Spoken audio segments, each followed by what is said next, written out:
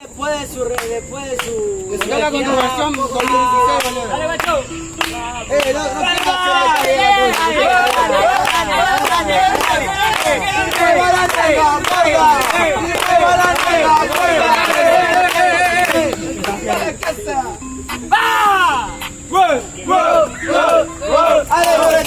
¡La coche tu hermano, Matías! Y celebramos en 3, 2, 1, ¡tiempo!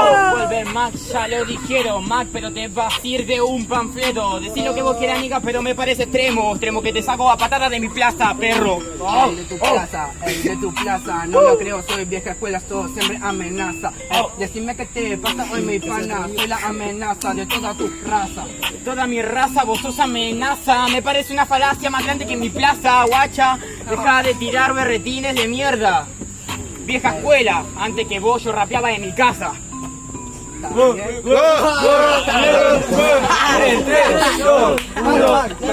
Ey, la rapeabas en tu casa, eso no lo creo. Yo rapeaba en plaza con todos mis negros. Saliendo hasta acá y viviéndola a pleno. Saliendo a pleno. En la Plaza Negro. A los 10 años, eso no lo creo. Pero está bien, te entiendo. Ey, ¿me entendés? No lo creo. Solamente soy rapero y la vivo a pleno. Es la diferencia que yo marco el contexto. Tagueando toda la city. ¿Vos dónde estuviste? Estuve marcando yo el terreno, marcando mis pasos para llegar a esto. Bueno, no es lo que amerito, porque mi vida no tiene límite. Solo un principio. Solo un principio y marco el final. La diferencia, guacho, que te marca, este es el astral. La diferencia que viene a plasmar. Soy vieja escuela, guacho, más respeto a la realidad. Aguantar.